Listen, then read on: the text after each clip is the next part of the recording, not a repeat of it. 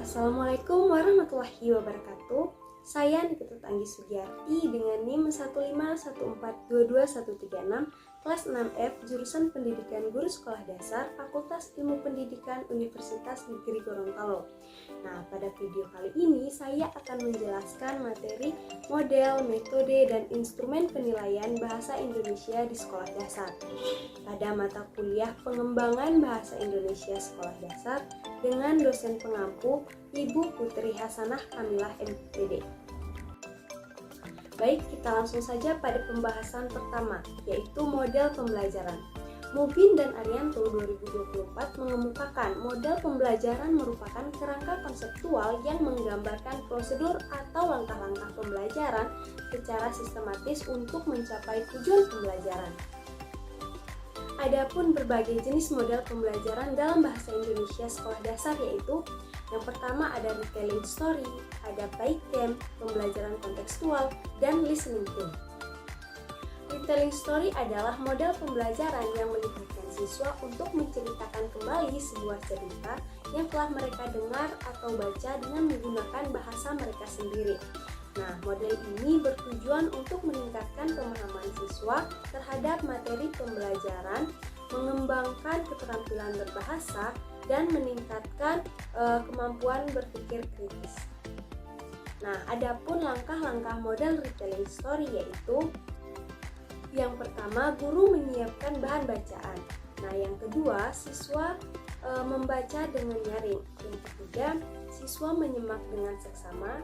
Yang keempat, siswa ditugasi untuk menceritakan kembali isi bacaan dengan bahasa mereka sendiri.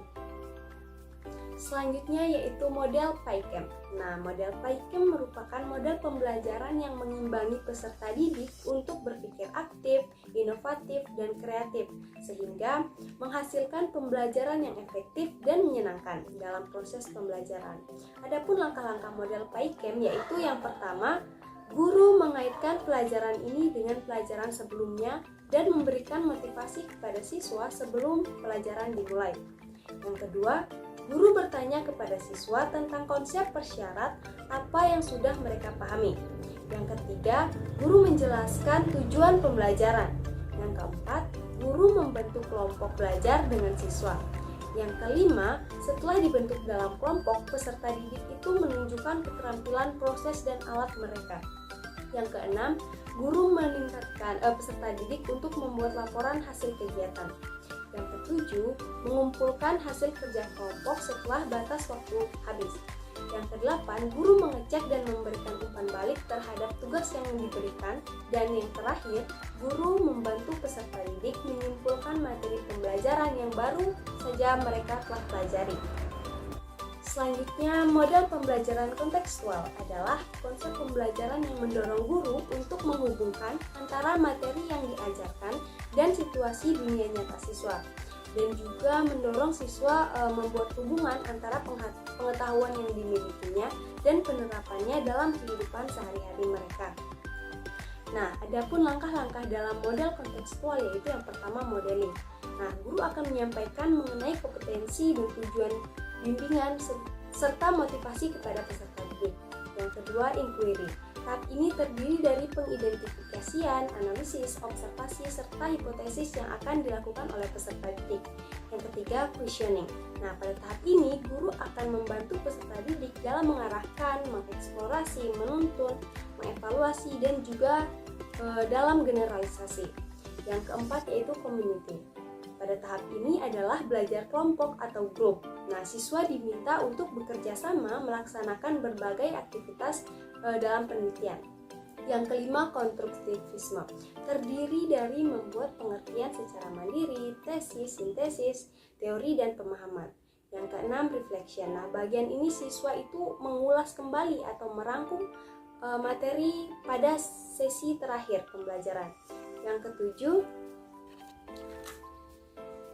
ketujuh, authentic assessment. Ini merupakan proses akhir pembelajaran di mana siswa dinilai dan menilai secara objektif agar siswa bisa mewujudkan kompetensi yang telah disampaikan pada awal sesi pembelajaran.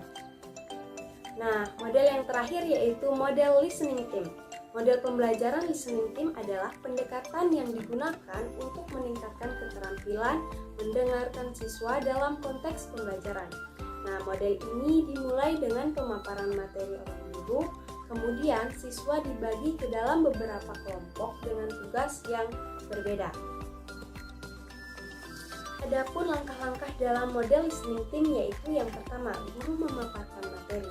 Yang kedua, guru membagi kelas menjadi beberapa kelompok. Yang ketiga, penentuan peran dalam kelompok. Yang keempat, siswa melakukan proses diskusi. Dan yang kelima, menyampaikan kesimpulan dan penutup siswa bersama dengan guru.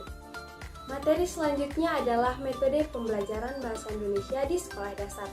Metode pembelajaran adalah cara yang digunakan guru untuk menyampaikan materi kepada siswa agar tujuan pembelajaran dapat tercapai. Nah, metode pembelajaran dapat membuat proses belajar mengajar menjadi lebih efektif, efisien, dan menyenangkan. Nah, adapun metode dalam pembelajaran bahasa Indonesia yaitu metode demonstrasi, metode bermain peran, dan metode tanya jawab. Yang pertama, metode demonstrasi. Metode demonstrasi adalah cara penyajian pembelajaran dengan memperagakan atau mempertunjukkan kepada murid suatu proses situasi atau benda tertentu yang sedang dipelajari, baik dalam bentuk sebenarnya maupun dalam bentuk tiruan yang dipertunjukkan oleh guru atau sumber belajar lain yang ahli dalam topik bahasan. Metode selanjutnya adalah metode bermain peran.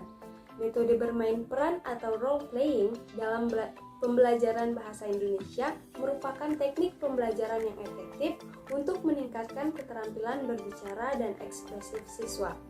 Nah, metode bermain peran adalah pendekatan pembelajaran di mana siswa diminta untuk menirukan atau mendramatiskan situasi, karakter, atau ide tertentu.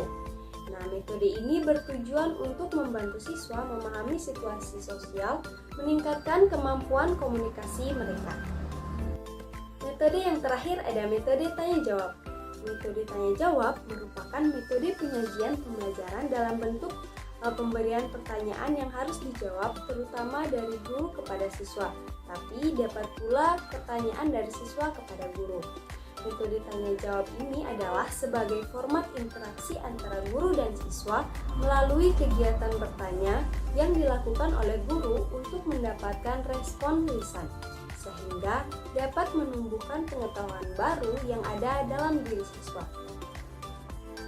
Materi selanjutnya yaitu instrumen penilaian bahasa Indonesia.